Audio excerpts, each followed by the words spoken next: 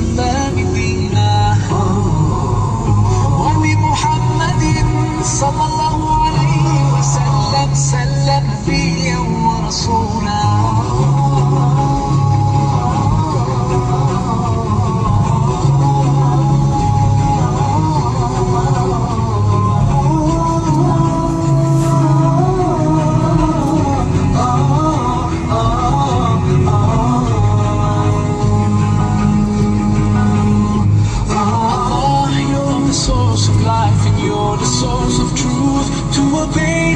I strive and my aim is pleasing you.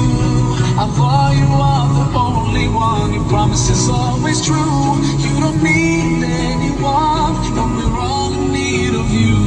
And I sincerely pray to be among the ones you love.